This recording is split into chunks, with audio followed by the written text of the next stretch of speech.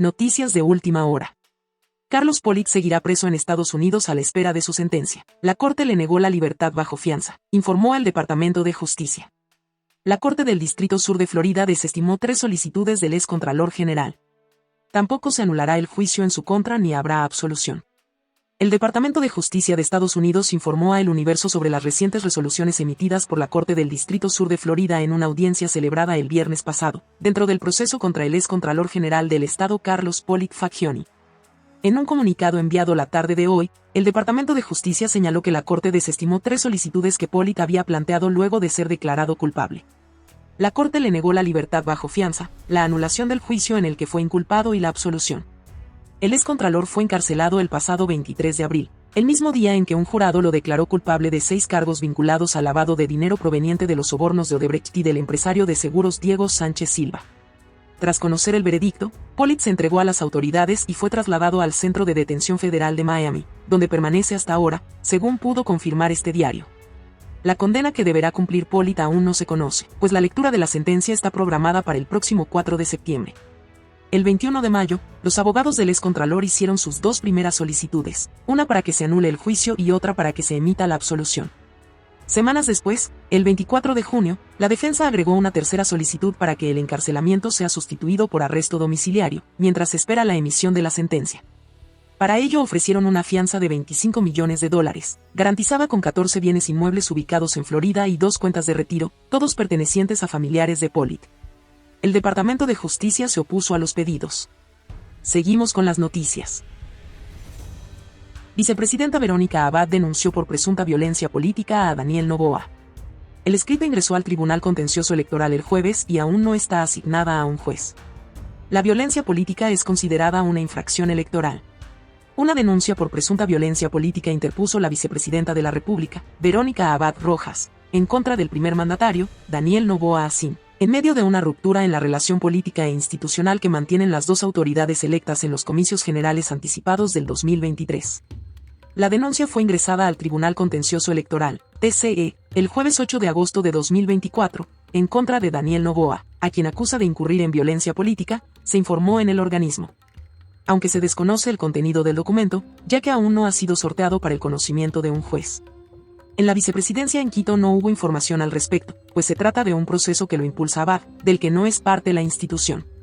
Desde diciembre del 2023, el presidente Noboa envió a Verónica Abad a Tel Aviv, Israel, para que cumpla funciones de embajadora por la paz en el conflicto bélico con Palestina.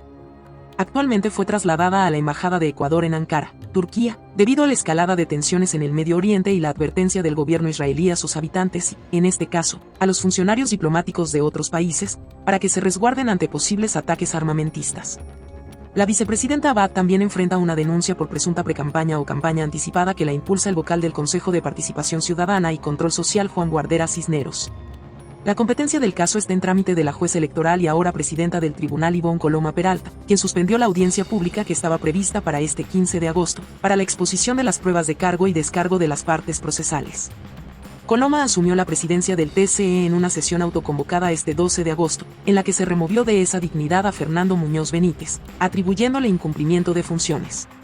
En esa plenaria participaron los magistrados Ivonne Coloma, Ángel Torres Maldonado y Guillermo Ortega Caicedo, quienes luego de remover a Muñoz renovaron las autoridades. Ivonne Coloma asumió la presidencia y Ángel Torres, la vicepresidencia.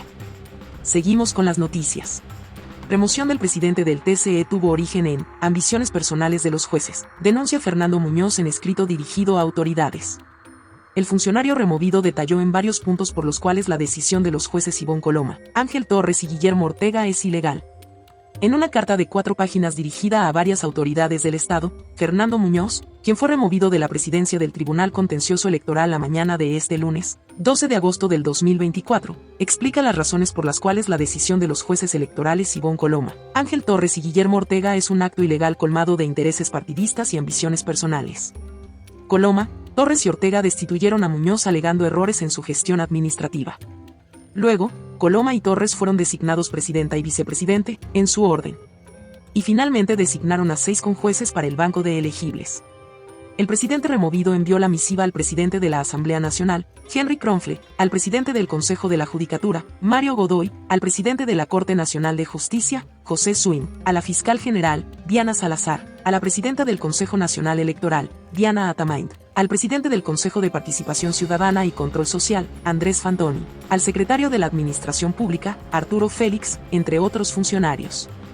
El presente documento tiene por objeto resguardar la institucionalidad electoral en el Ecuador y el Estado de Derecho, ante actos ilegales, nacidos de la ambición personal de jueces, que en actos bochornosos ha manchado el prestigio de la institución, a puertas de un proceso electoral de trascendental importancia para nuestro país, donde intereses partidistas pretenden tomar al TCE como botín para manipular los resultados electorales, señaló Muñoz en la carta. Dijo que hay intereses ocultos por tomarse esta institución de cara a los comicios de 2025. Creo que la ciudadanía, los partidos políticos, los movimientos, todos estamos interesados en que en las futuras elecciones el Tribunal Contencioso Electoral siga manteniendo su independencia e imparcialidad. Obviamente, de cara a las futuras elecciones, hay intereses para tomarse este tribunal.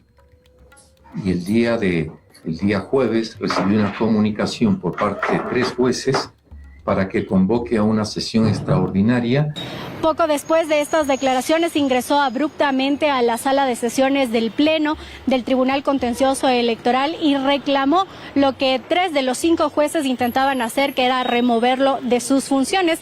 Y precisamente quien hasta hoy se desempeñaba como vicepresidenta, Ivonne Coloma, fue posesionada como la nueva titular del Pleno de ese organismo. Ella señaló que se han registrado varias irregularidades durante la presidencia de Muñoz. Ustedes podrán verificar en las sesiones que son públicas de que el tribunal no tiene combustibles, no tiene mantenimiento vehicular.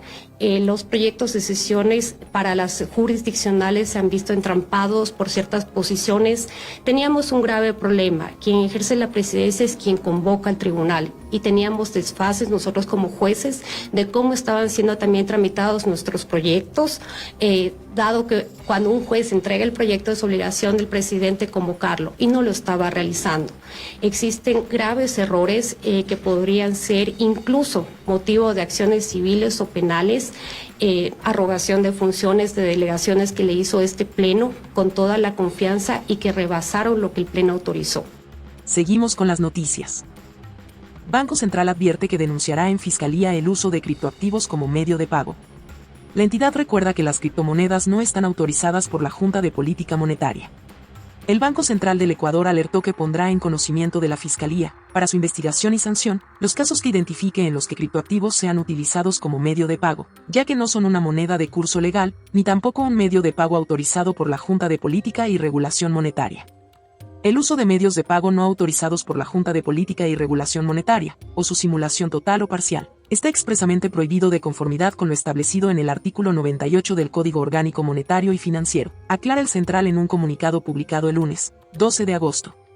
El pronunciamiento del BCE se difunde semanas después de que decenas de ciudadanos aceptaron ser parte del proyecto Voltcoin, en las oficinas de Quito y Guayaquil, donde las personas permiten que los iris de los ojos sean escaneados y a cambio reciben criptomonedas que tienen el mismo nombre del proyecto, las cuales cambian por dólares a través de personas o en locales.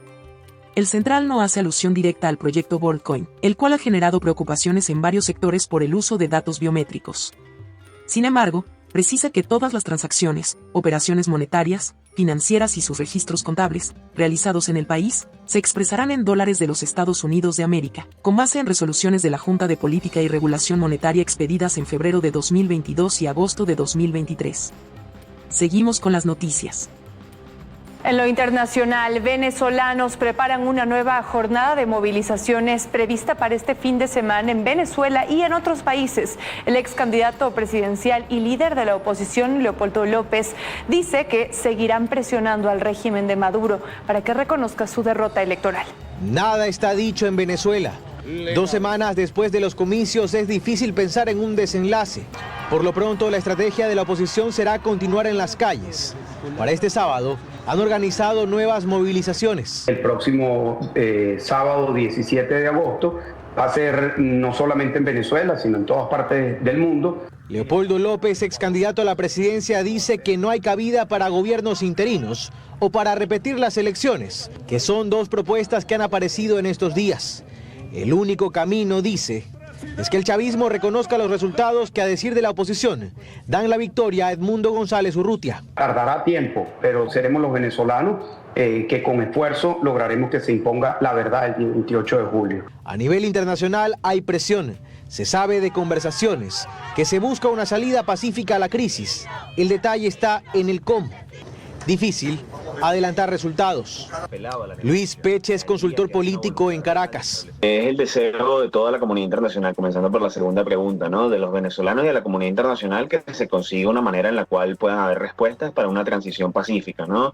Y para eso se ha apelado a la negociación. De allí a que haya una voluntad real de establecer un proceso de verdadera transición, pues hay un paso y estamos por descubrir qué tan dispuesto está el chavismo a ello, ¿no? Y es que la arremetida de Maduro contra la oposición ha sido fuerte. Se cuentan al menos 3.000 detenciones. Muchas de ellas que no se sabe dónde están las personas.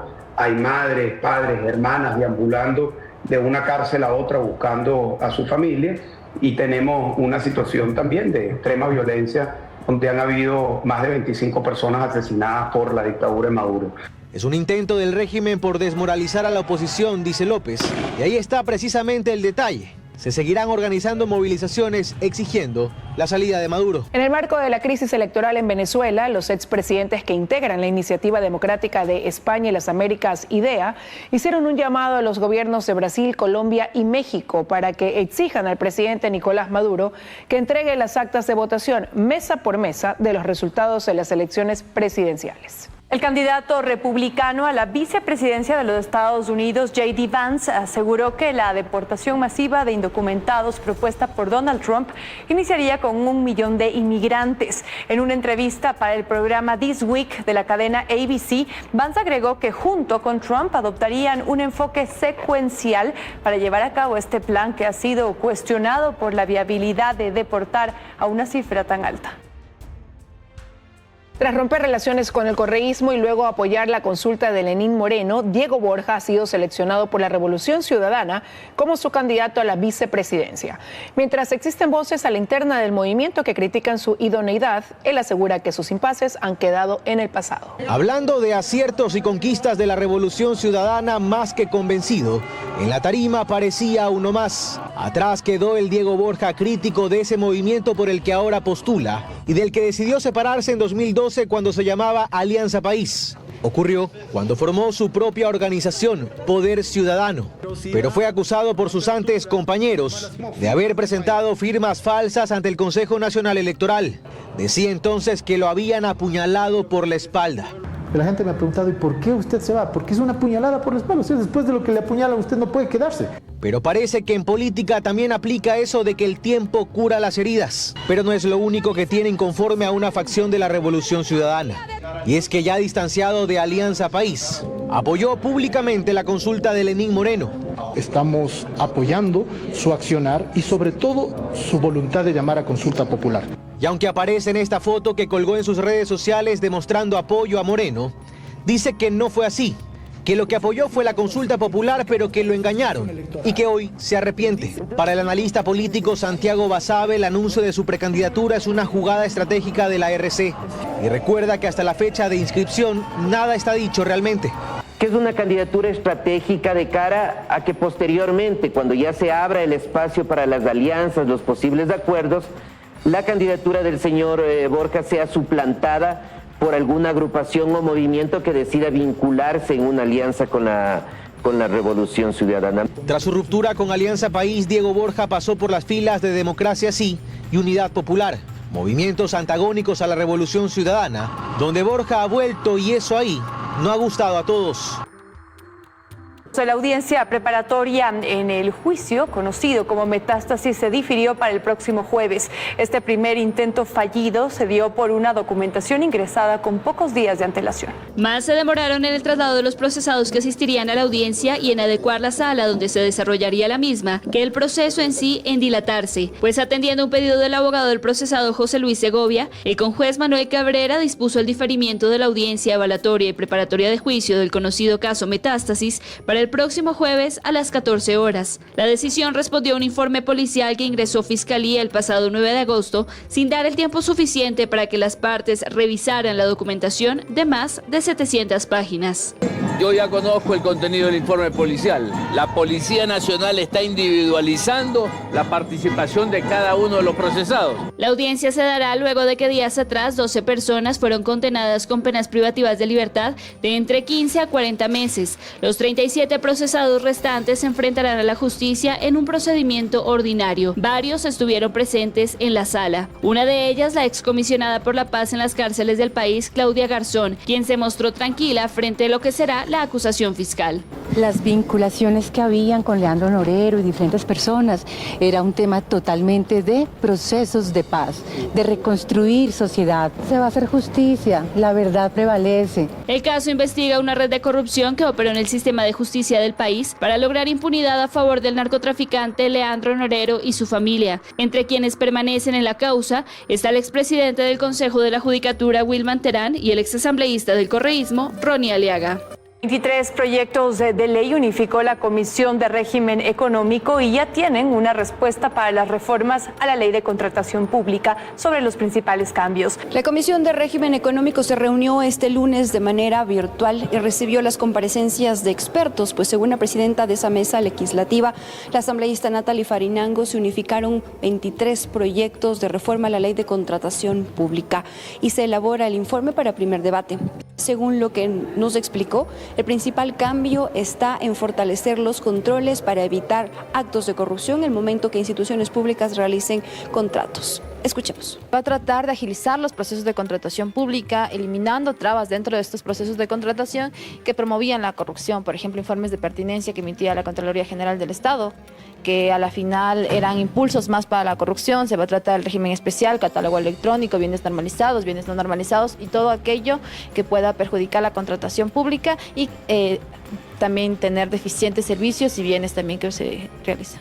Y bien, por otro lado es importante contarles que de cara al proceso electoral del siguiente año en la Asamblea Nacional se empiezan a mover los tableros. Por ejemplo, un legislador más de la bancada de Construye abandonó esta organización política y no oficialmente todavía ha sido presentado, pero se conoce que ya es parte del movimiento de gobierno ADN. Con ello, la bancada de Construye se desmorona y solamente se queda con 13 legisladores.